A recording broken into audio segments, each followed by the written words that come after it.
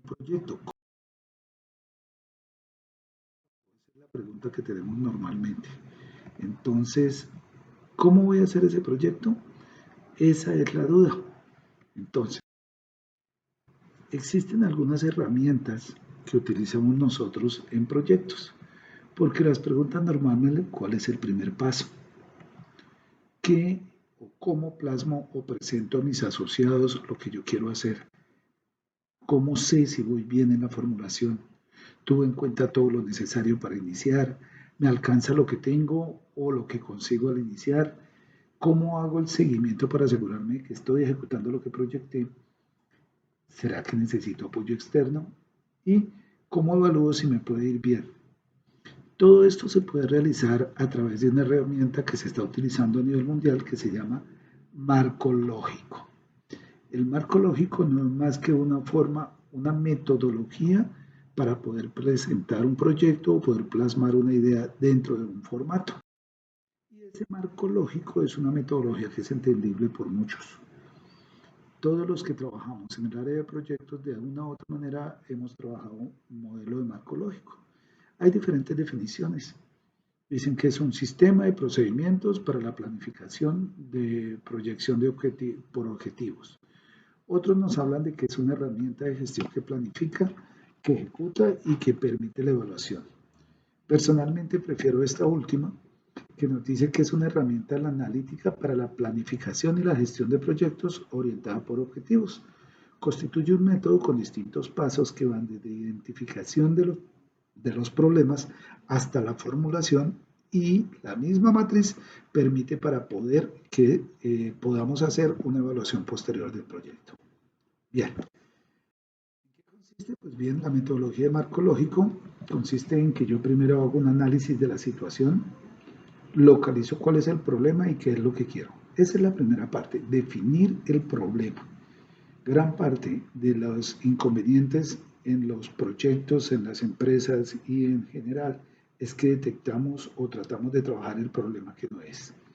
Una vez que detecto el problema, entonces debo hacer una visión de qué es lo que quiero en un tiempo determinado. Entonces, esa es la visión ideal, a dónde quiero llegar y cómo quiero llegar. Y finalmente, entonces lo que hago es qué estrategia voy a utilizar, qué alternativas voy a medir y cómo voy a enfrentar ese problema para poderlo solucionar.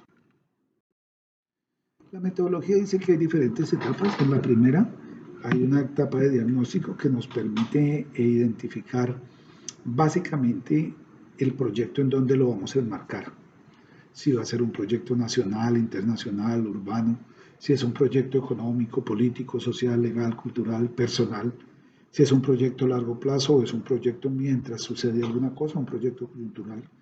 Pero adicionalmente me permite identificar, muy importante, los actores involucrados.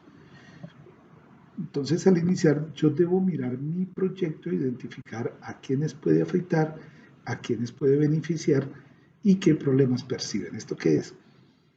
Recuerden que no todo proyecto es beneficioso para todos los que están a nuestro alrededor. Y cuando hablamos a nuestro alrededor, hablamos de familia, comunidad, barrio, comuna, localidad, municipio. Entonces, debemos tener en cuenta que algunos proyectos, por mucho que nosotros consideremos que son buenos, es posible que para nosotros lo sean, pero para quien nos acompaña no. Entonces, debo identificar cuáles son los actores y comprender cuáles son los intereses que tiene cada uno de esos actores. Determinar qué poder tienen, si me pueden ayudar, es decir, si van a estar a favor o si van a estar en contra. Esto con el objetivo de yo poder determinar a mediano y largo plazo cómo voy a actuar con ellos, qué estrategia voy a utilizar, si voy a negociar, si los voy a involucrar o si voy a chocar con ellos. Entonces, cuando yo hago el diagnóstico, debo identificar, categorizar y montar una estrategia. ¿Qué es esto? Identifico quiénes son los actores que están o a favor o en contra del proyecto. Luego miro qué recursos manejan los intereses de su participación, si están interesados en participar, si no lo están, si son neutros o si simplemente no me van a afectar. Y finalmente decido si voy a anticipar a lo que ellos hagan o si lo que pretendo es negociar. Finalmente debo tratar de construir una matriz donde yo, o un documento donde yo refleje cada uno de esos actores para posteriormente poder tratar. Aquí un ejemplo. Tenemos algún proyecto y entonces miramos un grupo, es el Consejo Comunal. Ellos tienen como intereses promover el bienestar de los vecinos. Han percibido que de pronto si yo tengo un proyecto puede tener ahí un problema como el que haya drogadicción, que haya adolescentes embarazadas, que no sea viable, que sí sea viable. Es decir, cada actor va a tener una visión diferente. Fíjense que en este proyecto el interés del consejo es promover el bienestar, pero el interés de la sociedad de los padres es garantizar la calidad de la educación. Entonces, ellos tienen percepciones diferentes. De otro lado, lo que es el Consejo Comunal maneja bancos de fondos, maneja sedes y mesas y tiene poder de convocatoria. Los padres, por otro lado, manejan el poder de convocar, de ir o no ir, y manejan infraestructura. Entonces, cada uno tiene ese tipo de cosas. Cuando hablábamos de que los actores los identifico para poderme anticipar, observen que cada actor puede tener o no potenciales conflictos con el proyecto. Entonces puede que el Consejo Comunal tenga disputas con el grupo, o puede ser que el Comité de Salud tenga disputas con los políticos, que haya un choque. Debo verificar eso porque debo montar una estrategia que me permita a mediano plazo negociar con ellos o involucrarlos en el proyecto. Entonces viene la etapa de diagnóstico. Ya identifiqué los actores, ahora debo identificar cuál es el problema real. Esto normalmente debe tratar de hacerse en compañía de los asociados o quienes van a involucrarse. Podemos tener un ejemplo acá. Hay una deficiente gestión integral de los residuos sólidos de un municipio, es decir, basuras. ¿Por qué está generado esto? Bueno, pues hay insuficiente recolección, no están pasando los carros de seguido. ¿Por qué se da esto? Porque no hay programas de renovación y porque no hay planeación estratégica. Entonces, por ese lado no están recogiendo a tiempo. Otra causa de que haya una deficiente gestión integral de los residuos, pues no hay una disposición final de los residuos sólidos. ¿Y por qué se está dando esto? Es posible que haya ausencia de un relleno sanitario. Esa es otra causa. Adicionalmente, puede suceder que haya un inadecuado sistema de disposición de residuos sólidos. Y esto está, es decir, significa que ahí posiblemente los están colocando en algún lado, pero los están colocando indebidamente. Y esto es porque hay pocas alternativas para el aprovechamiento de residuos sólidos. Todo esto genera que haya una acumulación de basuras en la ciudad, pero adicionalmente contaminación porque algunos lados las queman. Y de otro lado, hay pérdidas económicas por devaluación de las propiedades en la ciudad. Cuando una ciudad empieza a ponerse un poquitico fea, porque está, o un barrio, porque de pronto hay demasiadas basuras, hay demasiada delincuencia o cosas así, las propiedades bajan de valor. Y todo esto genera como consecuencia que haya un incremento de enfermedades en el caso de la contaminación y de los residuos acumulados. Entonces, si nosotros hacemos este análisis de lo que es las causas, el problema principal y qué consecuencias tiene, vamos a hablar de que esta sección de abajo es el árbol de causas, estos son los efectos que tiene el problema y este es el problema principal. Entonces, lo que necesitamos hacer ahora es tomar el árbol de causas y el problema principal del análisis para determinar cuál puede ser la solución. Se parte de la idea que si yo soluciono el problema de base, entonces de ahí para arriba se va a solucionar el resto de cosas. Miremos nuestro problema principal. Tenemos una serie de causas. En este caso, yo lo que pretendería es montar un negocio de reciclaje, un negocio profesional. Entonces, en este caso le apunto a esta base del problema.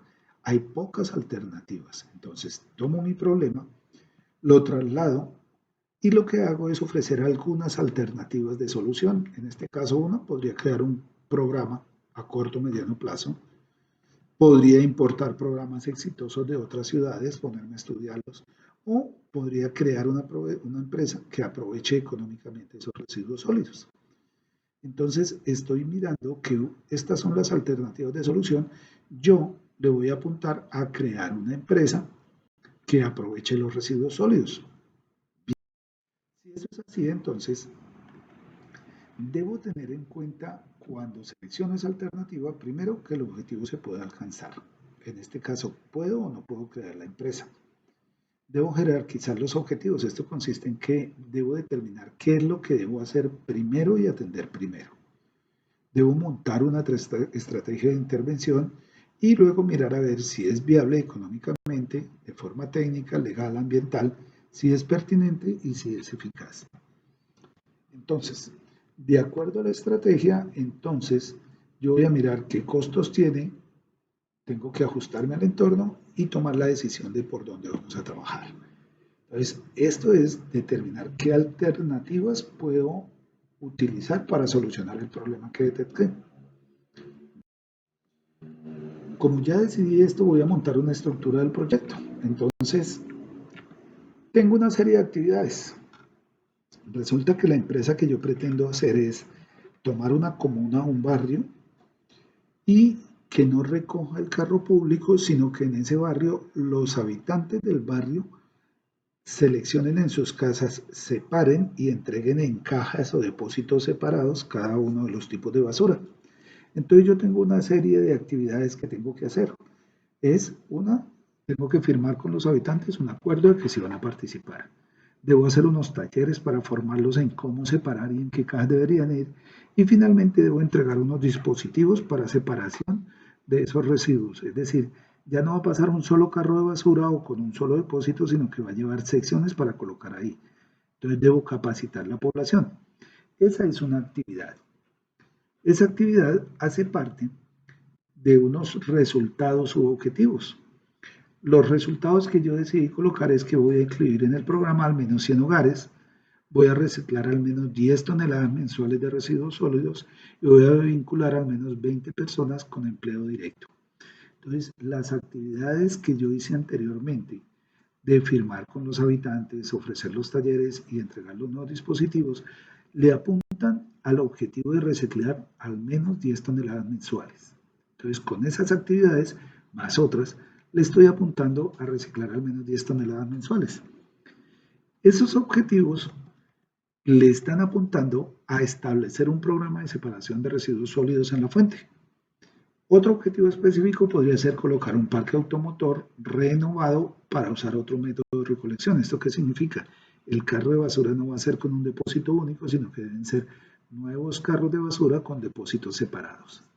Y todo esto con el objetivo de apuntarle al aprovechamiento económico de al menos el 50% de los residuos sólidos reciclables en un municipio. Entonces estoy haciendo una estructura donde parto de colocar aquí unas tareas que le apuntan a un objetivo o a una meta intermedia. Esa meta intermedia le apunta a un objetivo específico y ese le apunta a un objetivo general, como lo habíamos visto en la sesión pasada en lo que tiene que ver con el árbol de problemas. Entonces, posteriormente lo que voy a hacer es crear una matriz de marco lógico, que es trasladar todo ese carretazo a una matriz que tiene 4 columnas y normalmente son 4 filas de la siguiente manera. Voy a colocar el objetivo general, el objetivo específico, los resultados esperados y las actividades. Esto es entonces que, de acuerdo a lo que estamos trabajando, mi matriz de marco lógico va a decir los indicadores es la meta que yo quiero alcanzar. Los medios de verificación es con qué voy a soportar esa meta. Entonces, por ejemplo, el valor que se espera incrementar en un problema de trancones. Entonces, ¿con qué voy a soportar que mejore la velocidad promedio en una ciudad? Pues con las planillas que miden la velocidad. Esos son los medios de verificación. Y los supuestos son las condiciones que no manejamos desde el proyecto, pero que se pueden dar y se requiere para que el proyecto funcione. Veámoslo en el ejemplo. Nosotros tenemos acá, el objetivo general es aprovechar al menos el 50% de los residuos sólidos reciclables. El indicador es una empresa registrada legalmente, es decir, ¿cómo sé que lo voy a aprovechar según mi proyecto? Porque creé la empresa. El medio de verificación pues es la planilla o el número de registro. ¿Cuál es el supuesto? Pues que las entidades públicas permitan la creación y operación de la empresa. Si se dan esas condiciones, puedo obtener el objetivo principal.